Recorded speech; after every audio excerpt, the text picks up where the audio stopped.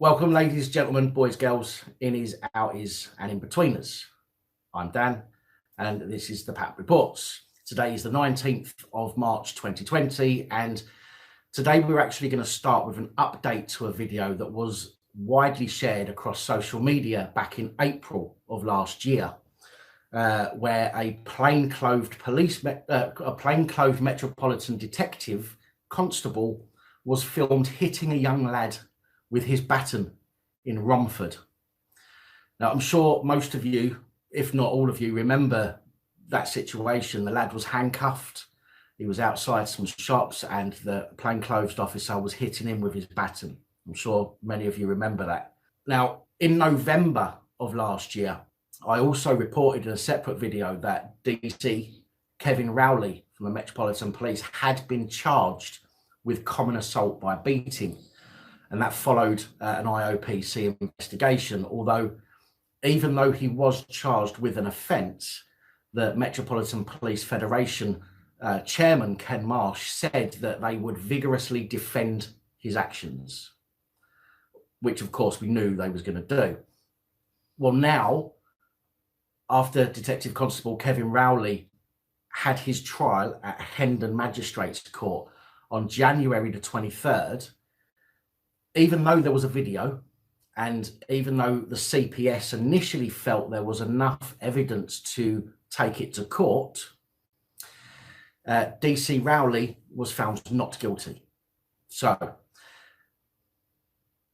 initially the IOPC, when they did their investigation into the potential assault by beating, they also discovered that there was potential that he could have a case to answer for misconduct concerning his use of force on the lad. And at the time, the Metropolitan Police Service agreed with him. Or agreed with them. So the IOPC initially said that along with charges for assault by beating, Detective Constable Kevin Rowley, there is evidence there that he committed misconduct, and the Metropolitan Police agreed. However, following the trial, where he was found not guilty, all of a sudden they're backpedaling and going, "Oh yeah, actually, no, we're not gonna do him for misconduct. Yeah, it's all right. No criminal offence, no offence. Wash our hands of it, sweep it under the carpet. Let's forget it and move on." So Kevin Rowley, even though they found no wrongdoing on his part, so he wasn't found guilty of assault by beating, and he hasn't got to face any misconduct hearing, he still has to take what's called a reflective practice review process. And that means that he has to work with his supervisors to reflect on what happened. So he has to sit there with his supervisors and think about what he did like a naughty boy. But if he did nothing wrong, why would he have to reflect on the situation to identify any issues that may have gone wrong? If he did nothing wrong, then he doesn't need to reflect on it, surely. But there you go. They're saying that he needs to, even though he was found guilty. So that to me suggests that they know that he done something wrong, but he was lucky to get away with no charges.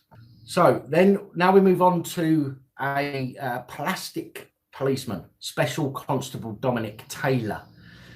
Dominic Taylor is based in Bridgewater in Somerset, and he is accused of being cocky. So if we can accuse police of being cocky and they can have misconduct hearings, then they're all going to end up in front of a misconduct hearing. But Dominic Taylor was accused of being cocky and officious towards another driver when he was off duty and in his own car, and this happened in August last year. Dominic Taylor allegedly failed to give an adequate explanation to the individual driving the other car about what was going on, and he left that individual confused and concerned as to whether Special Constable Taylor was a real police officer or not. So basically, he's probably, as a plastic plod, he's got out of his car, tried bigging himself up and saying, "Oh, I'm the police," and got everything wrong, which left the guy wondering whether or not he was police or not. His misconduct hearing said that Dominic Taylor gave untruthful accounts of the events what happened. So we had this accident. Special Constable Dominic Taylor gave untruthful accounts of the events on 3 separate occasions. So he was asked 3 times, and he lied 3 times. He's also accused of filing a false mileage claim. So claiming that he was on what they call a tour of duty. I mean, I don't know where they get that from. Claiming that they was on a tour of duty when he wasn't. So basically claiming money for mileage when he wasn't even working. Now, if these are proven, it would be gross misconduct. It wouldn't just be misconduct; it would be gross misconduct. The hearing is due to be held at Avon and Somerset Police in Portishead next week. Next week on the 23rd. So obviously we'll follow that up and see what happens there with him. Now we're going to move on to something slightly different, because you wouldn't normally expect an ambulance worker or the ambulance service to be under scrutiny on this channel. However, today we have reports of a paramedic, Michael Sitstinksy, I think that's how you pronounce it, I don't know, who, after cutting down a suicide victim from a swing set in a park, so some poor sod hung themselves in a park off of the swings.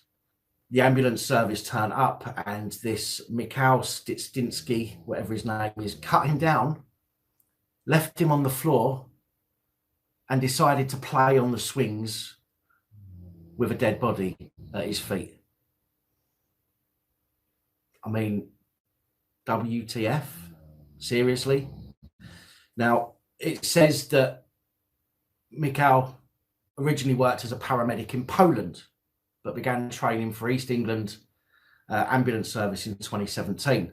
The leading operations manager, Tristan Ravenscroft, said that he witnessed him on the swing. He witnessed Michael on the swing when he went to talk to him. He was still sat on the swing next to the deceased, next to the dead person on the floor. He said there was only 2 swings. The guy had hung himself from one swing, so obviously he's trodden on the swing in order to reach up and do what he needed to do. And then Michael was sat on the swing next to it. The police at the scene informed the leading operations manager that that Michael had been swinging on the swings. Other staff were doing the medical record, medical record, and he had been on the swings, but not involved in any clinical paperwork. So literally, he was just playing on the swings with a suicide victim at his feet, which is disgusting. It said that there were benches around where the crew members were working. So he could have gone and sat on a bench, but he sat on the swing, next to the swing where somebody had just hung themselves. There was no reason for him to have stayed where he was, as I say, because there was benches. It also goes on to say that he acknowledged that he shouldn't have been sat on the swing next to the body. The Healthcare and Professionals Tribunal Service heard that Michael had consistently failed to show empathy to his patients. And I think that's clear from sitting on a swing next to a dead body. He published racially charged posts on social media listing people to remove, harm, or kill. He also dropped a vulnerable patient with a hip problem down the stairs. And he used to smoke on duty. And it's certainly not the type of person that I would want taking care of my loved ones. Now, although the reports that I've seen doesn't say if he'd been fired. They do say that he's been suspended for 12 months after the panel found him guilty of misconduct on numerous charges. So not just one charge, but numerous charges. Personally, I think that if you have 2 misconduct charges, one incident with 2 or more misconduct charges, they should be combined and made a gross misconduct. I mean, imagine you could have 7 or 8 charges that are just misconduct and still keep your job. The tribunal concluded that he acted unprofessionally. No shit. and he had breached ethical standards by sitting on the swing next to the body, but said the breach was unintentional and not serious enough to count as misconduct. So he actually didn't get done for misconduct for that. The panel said the aggravating features are the seriousness of the misconduct found proved, having regard to the safety of service users and the offensive and discriminatory nature of his Facebook posts. The panel concluded that the registrant or the paramedic had breached a fundamental tenet of the profession, although it seems that he is still employed by East of England Ambulance Service, albeit on suspension. So I wonder if he's being paid to sit off. Now, there's another update. I spoke about Sergeant Lee Cocking on the 10th of January this year, Sergeant Lee Cocking from Avon and Somerset Police, where I reported that he had appeared in court accused of sexual contact with a woman in a police vehicle. 38-year-old Cocking's solicitor Cocking's solicitor told the court on January the 9th that Lee Cocking denies being a willing participant in the sexual contact. And yeah, of course he does. And he says that he was sitting in the driver's seat. He was the subject of sexual contact, and he was not willfully committed. He has not willfully committed misconduct, and that his post-traumatic stress disorder, no offense to people who genuinely have post-traumatic stress disorder, but Lee Cocking, boo-hoo, got a bit of PTSD because you get sworn at when you're on duty. His post-traumatic stress disorder presented itself in how he processed and reacted to what had happened. He was faced with the threat that if he did not participate, he would be subject to a complaint about him. So basically what this Lee Cocking is saying is that if I didn't let her touch me up, pull me off in a car or whatever, then she might have made a complaint about me. And this is supposed to be a sergeant of all people. Do you know what I mean? Absolutely ridiculous. So you're going to let people get away with stuff because you're scared of having a complaint?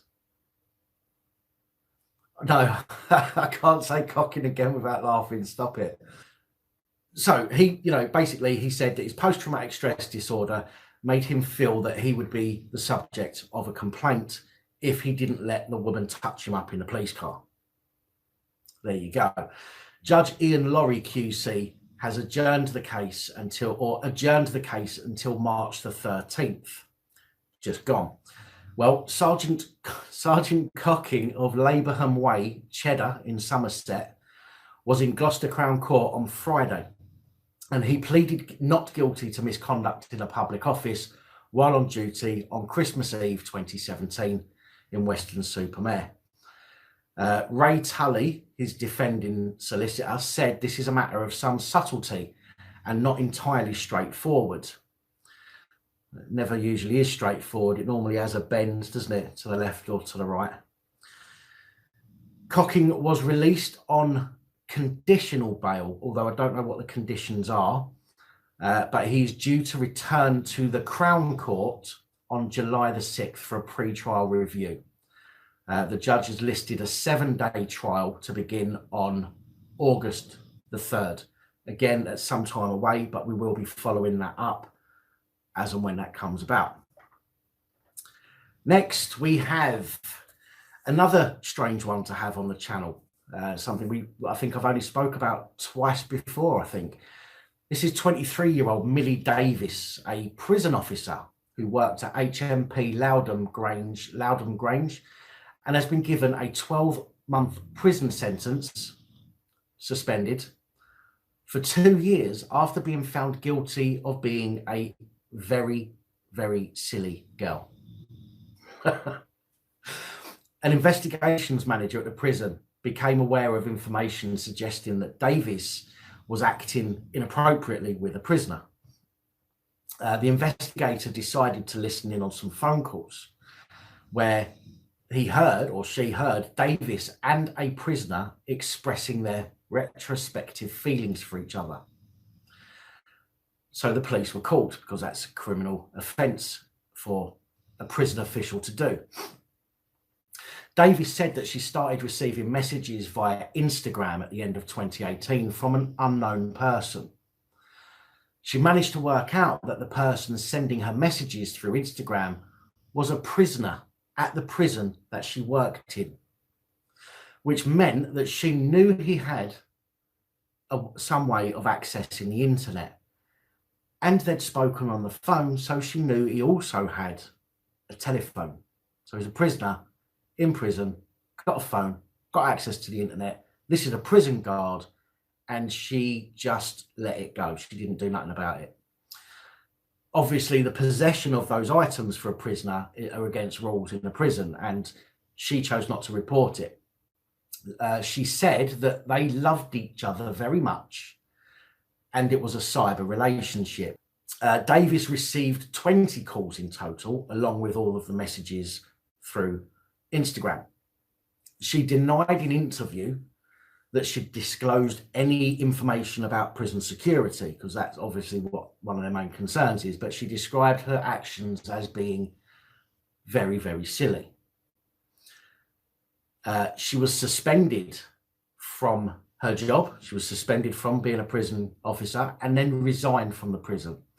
At court, she pleaded guilty to misconduct in a public office between December 31st, 2018 and May the 1st, 2019.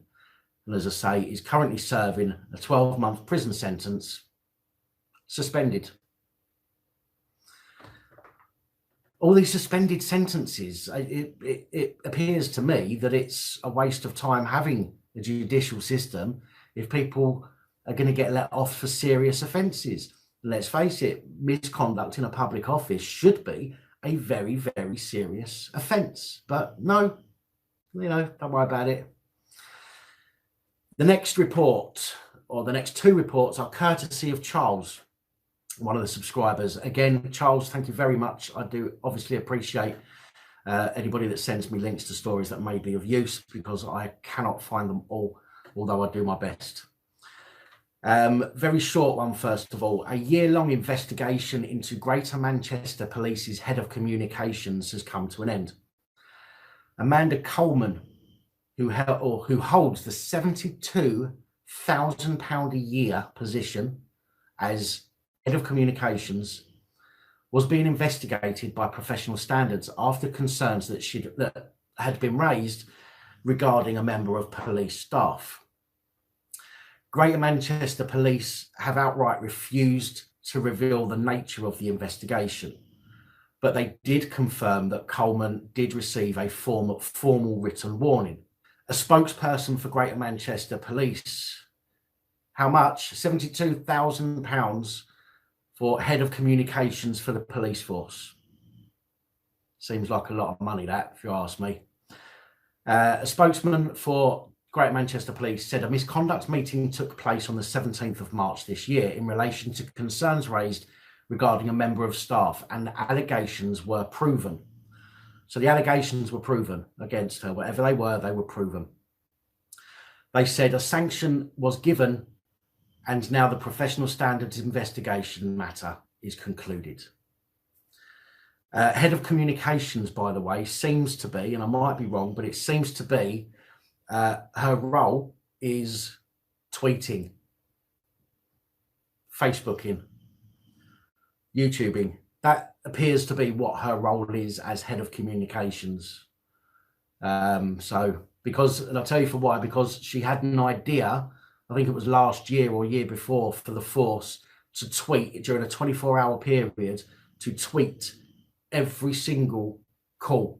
So every single crime that was reported, they tweeted it for a full 24-hour period in order to show people, the kinds of things that they have to deal with. So 72 grand for tweeting. I mean, fuck me, I wouldn't mind doing that. Do you know what I mean? And last but not least, 3 Metropolitan police constables have tested positive for swine flu. Coronavirus. 3 Met police constables have tested positive for coronavirus. Along with those 3 who have so far tested positive, another 50 are in self-isolation. 3 confirmed, 3 positive tested coronavirus coppers, and 50 in self-isolation. Now, whether that's because they're genuinely ill or they genuinely have fears that they might be infected, or whether they just want time off paid, I don't know. But let's face it, this is the police. They could have shot somebody and still had time off paid. So there we go. Police chiefs say that London has faced the darkest of times before and pulled through by displaying resilience. That's a quote, that's not me saying it. Ken Marsh, chairman of the Metropolitan Police Federation, has asked for flexibility around times the force's 31,000 officers have to report for duty. So it means that they're not going to have to be there necessarily at the start of their shift. They're probably going to have half hour either side to get there. He said it's going to be difficult. At the moment, there are concerns. There is a full contingency plan in place, but no one knows how this will play out by next week.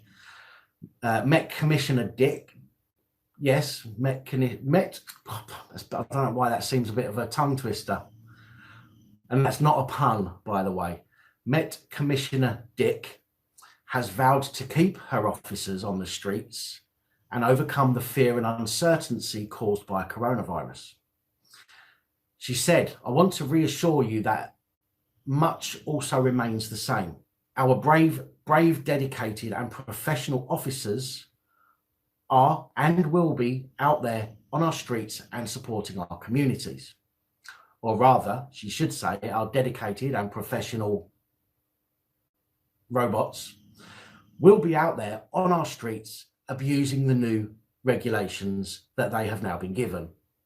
But we'll get into that at 8:30 in the next video, the next live stream.